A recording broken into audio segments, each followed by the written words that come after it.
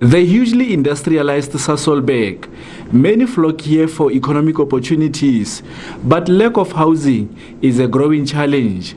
This piece of land has been occupied by more than 3,000 families. What we need is only infrastructure such as electricity, but when roads are here, taps are here. We didn't have any place to stay, so we are comfortable staying here in Moitrai.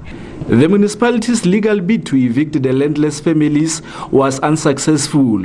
One of the coalition partners in Metsimaholo has accused the EFF of being opportunistic. And we also discourage municipalities to put any infrastructure because those people are illegal occupants.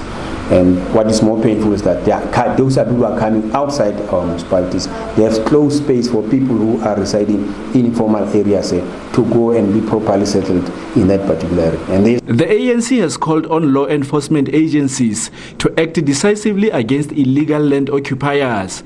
The party says municipalities should lead the process of land allocation. We have directed all our municipalities, our municipalities in the province, to give people land for various purposes, for residential purposes, for economic purposes, so that the people can work the land. But the EFF won't budge. Every South African citizen, even an African from Zimbabwe or from Congo, deserves a piece of land. So we give each and every person who needs land a land. The EFF says the Metsimaholo coalition has failed to avail land for residential purposes. The Red Berets say they've identified more land for occupation due to the growing demand. Tebohole Tsaba, SABC News, SASOLBURG. And now to discuss some of these issues raised by the EFF at a press conference earlier on, we're joined by EFF Spokesperson Delisile Ngwenya. A very good evening to you. Thank you so much for joining us and congratulations on your appointment. Thank you so much, Thapiso. Thank you. All right, so let's start with the disruption of Parliament. The EFF Commander-in-Chief saying that once President Cyril Ramaphosa starts, the EFF starts. What is the whole rationale behind this? This is not the first time the EFF threatens to disrupt Parliament, but what is the main reason other than Pravin Gordhan on this particular one? Well, the main reason, Thapiso, is Pravin Gordhan, and the fact that Pravin Gordhan thinks that he is the ultimate power here in South Africa. We need to make a statement. We need to make sure that if Cyril Ramaphosa doesn't listen to us and let go of Pravin Gordhan, then there is no way that that SONA will take place. This is an issue that the EFF has raised quite a number of times. Yes. You have pretty much lobbied the ANC, including the president of the country, to relieve him of his duties, and you haven't managed to have any success up until now. How's this going to help? How's disrupting Parliament going to help drive home the point that you don't want the Public Enterprises Minister? Well, it will, Thapiso, because remember, since Cyril Ramaphosa became president, we have given him some time, hoping that he will finally do the right thing. But he has not done that. He has tried to pacify us, he has tried to speak to us, to soften us up, but now it will not happen because he is trying to play games with the futures and the lives of the South Africans, and we cannot allow that as the EFF. Now, you say you have tried to give him some time, but I think as far back as 2018 already, the war of words has been ensuing, ongoing between the EFF CIC and Prime Minister Pravin Gordhan. The question is, and again I asked this, so you have raised various issues, including the issue of ESCOM and saying that he is acting as de facto president, Prime Minister. But it would seem that your warnings, your complaints have fallen on deaf ears. Why would your disrupting Parliament, which is about the state of the nation, convince President Cyril Ramaphosa this time? You know, the state of the nation, it is where Cyril Ramaphosa has to prove to the entire country that he is serious about making changes that will benefit the people of this country. And everyone will be watching to see what Cyril Ramaphosa is going to do. This is the time that we need to show Cyril Ramaphosa that we mean business. If he's not prepared to come into that SONA and say what we expect him to say and act upon what he's supposed to do, then we don't see the need for him to say anything. I'm going to go through some of the issues that you obviously are unhappy with when it comes to Prime Minister, Freud and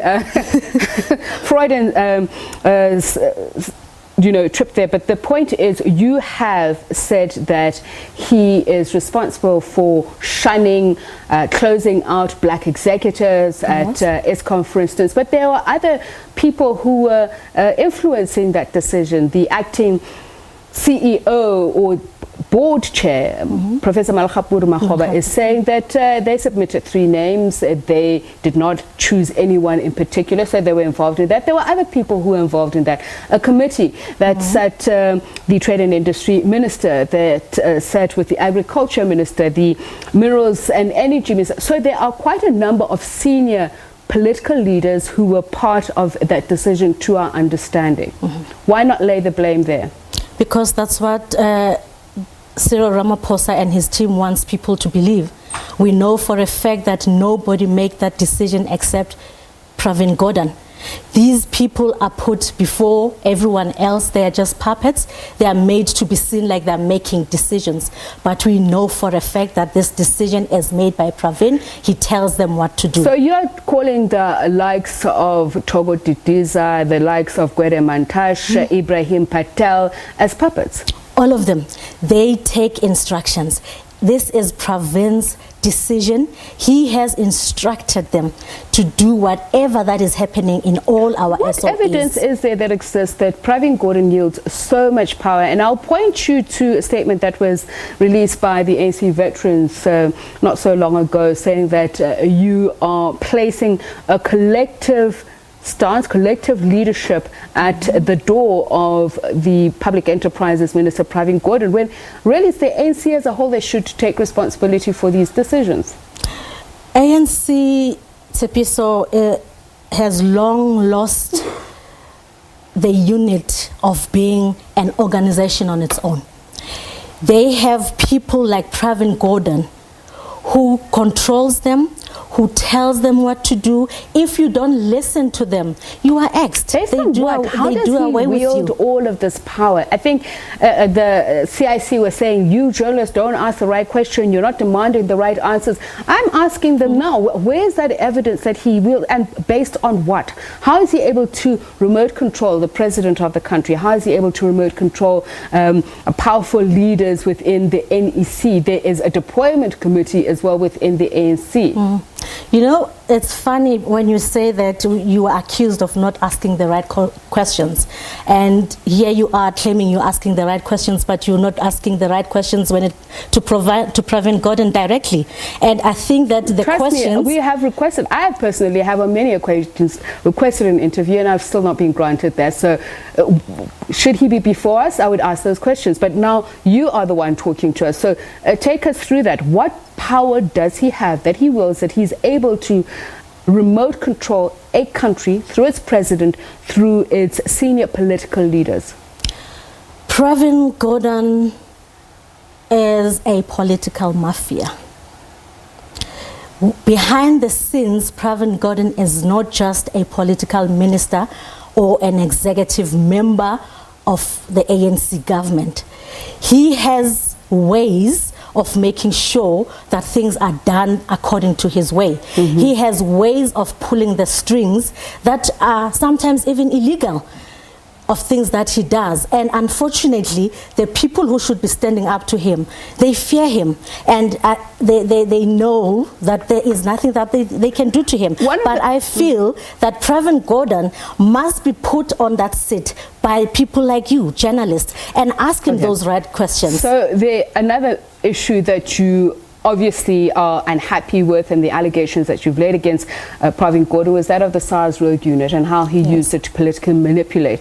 But that process has been through not only the Nugent Commission, which found that there was no factual basis to say that unit existed. There was also a court case that was adjudicated by, I'll find the correct judge's name in just a moment, but he himself, Judge Peter Meyer, who he himself found that the establishment of the high-risk investigation unit was lawful. The National Strategic Intelligence Act had no bearing on SARS. SARS was therefore, according to the historical unit members, had far-reaching investigative powers, and allegations of a rogue unit had no sound factual basis. The NPA has now acted saying that it's withdrawn.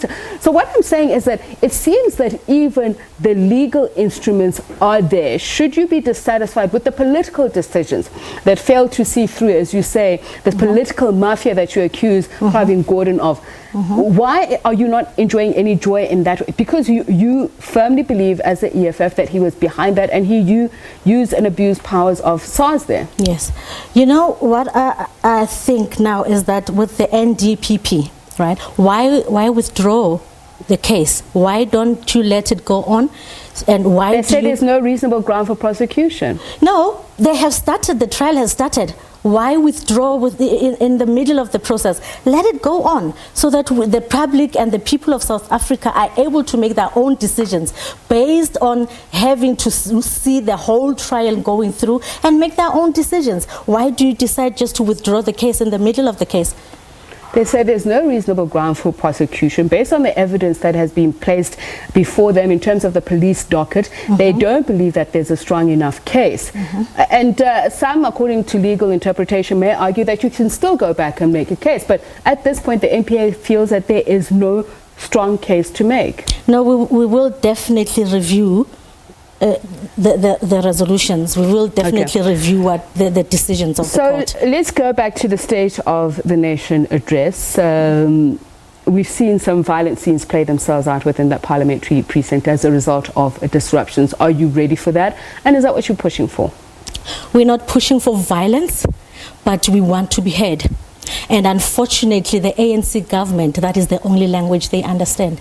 And whatever violence that they put upon us, we will not stop us. To what end? So are you trying to make sure that there is no State of the Nation address unless the president says, I'm now firing public enterprises, Minister Pravin? Yes, we will make sure that the president of South Africa will not speak on SONA until he tells us what he's going to do with Pravin Gordhan. So when he speaks, we will make sure that he does not speak. We will make sure that it is heard that we are unhappy and we want Pravin Gordhan to live. Should he speak, would you concede that you failed? Should he speak? Yes. No, it wouldn't be failure. We would have put our message across. Would have made your case. Thank you so much for joining us, EFF Spokesperson Delisile Ngwenya.